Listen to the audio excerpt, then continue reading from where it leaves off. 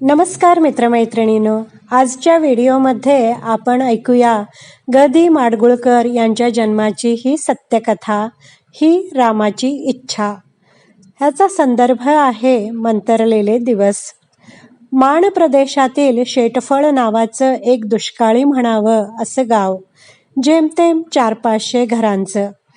कुलकर्णांच्या कुटुंबातील लेक बाळंतपणाला माहेरी आलेली, दिवस भरत आलेले, कोणत्याही वेळेस ती बाळंत होईल अशा अवघडलेल्या अवस्थेत. गावात ना दवाखाना ना हॉस्पिटल, बहुतेक बाळंतपण घरीच व्हायची, गावातील अनुभवी वयस्कर सुईणींच्या हातातून.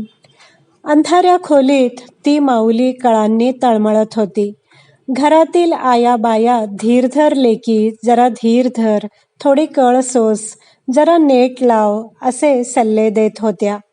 कोणी पाय चोळत होत्या, कोणी घामाने थबथबलेले कपाळ पुसत होत्या, कोणी आणखी काही करत तिला धीर देत होत्या. आणि 9 महिने आईच्या कुशीत वाढलेला तो इवलासा जीव या विश्वाच्या अफाट पसाऱ्यात दाखल झाला. पण त्या जीवानं न टॅहॅ केलं, न तोंडाने हू किचू. बाळंतपण करणाऱ्या बायकांच्या मनात पाल चुकचुकली. सुईण चिमटे काढतीये, डोक्यावर थापट्या मारतीये, इवलीशी बोटं ओढतीये, पण बाळ हू किचू करत नव्हतं. सगळ्यांची खात्री पटली, मेलेलं पोरच जन्माला आलं. त्या जीवाची आई ग्लानीत, तिला काय होतंय याचा अंदाज येत नव्हता. माझं बाळ अर्धवट शुद्धीत आईच्या तोंडातून अस्पष्ट शब्द येत होते. आजीने डोळ्याला पदर लावला. तिच्या तोंडातून एक हुंदका बाहेर पडला. बाकीच्या बायकांनीही डोळ्याला पदर लावले. आजी बाळंतिणीच्या अंधाऱ्या खोलीतून जड पावलांनी बाहेर ओसरीवर आली. कृष्णाला हाक मारून त्याच्या कानात काहीतरी सांगितलं. कृष्णाने कोपऱ्यातील फावड उचललं आणि गावकुसाबाहेर एक खड्डा खणण्यासाठी बाहेर पडला. बाकीच्या पुरुषमंडळींना न सांगता काय झालं याचा अंदाज आला. परमेश्वराची इच्छा असं म्हणत त्यांनी सुस्कारे सोडले. आजी परत बाळंतिणीच्या खोलीत आली. तिनं मन घट्ट करून ते नवजात मुटकुळं उचललं आणि बाहेर ओसरीवर बसलेल्या आजाच्या हातात देण्यासाठी वळली. तोच!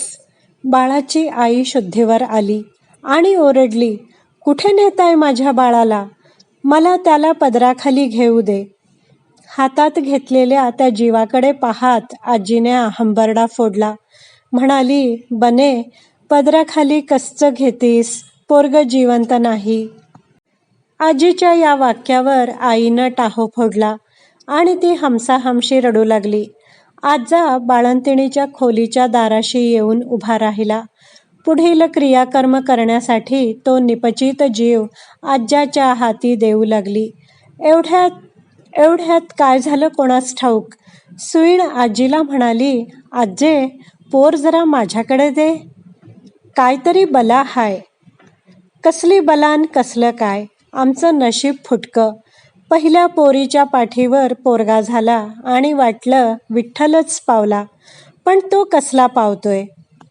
जन्मला तोच निघून गेला. हाती राहिलं ते कलेवर.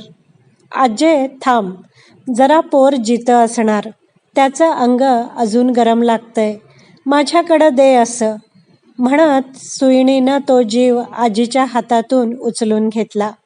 कुठला जिता आलाय? पोर जन्माला आला की पहिलं टॅहॅ करतंय, हातपाय झाडतंय, हे जन्मताच गपगार. सुईणीनं ते बाळ शेगडीजवळ बसून 2 पायांच्या झोळीत घेतलं. डाव्या हातानं उजव्या हातातील काचेच्या 3 हिरव्या बांगड्या मागं सारल्या. पुढची एक बांगडी मनगटाजवळ आणून भुईवर आपटली. त्यातील एक तुकड्याने त्या जीवाच्या शरीरावरचा तलम पातळ पापुद्रा बाजूला केला. बोटाने तोंडातला चिकटा बाहेर काढला.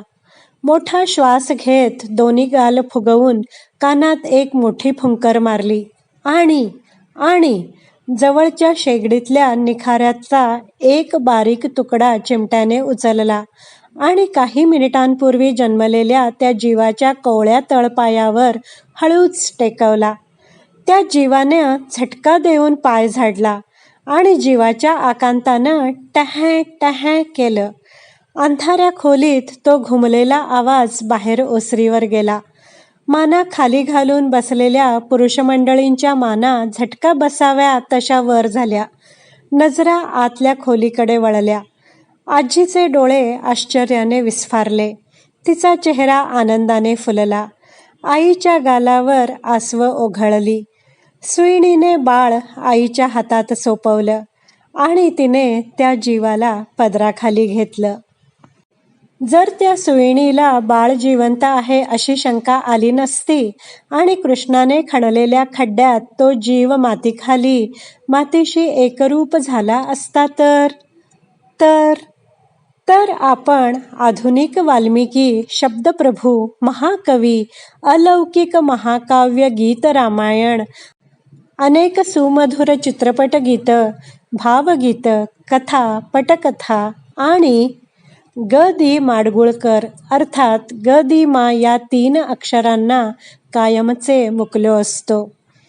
साक्षात सरस्वतीचा वरदहस्त असलेला मराठी भाषेचा हा इतिहास घडवणारा युगपुरुष जन्माला यावा ही प्रभू रामचंद्राची इच्छा होती असंच म्हणावं लागेल.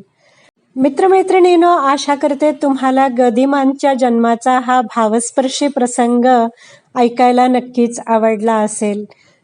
व्हिडिओ आवडला असल्यास व्हिडिओला लाईक करा, शेअर करा, कमेंट करा. माझ्या चॅनलला सबस्क्राईब करायला विसरू नका. व्हिडिओ पाहिल्याबद्दल धन्यवाद.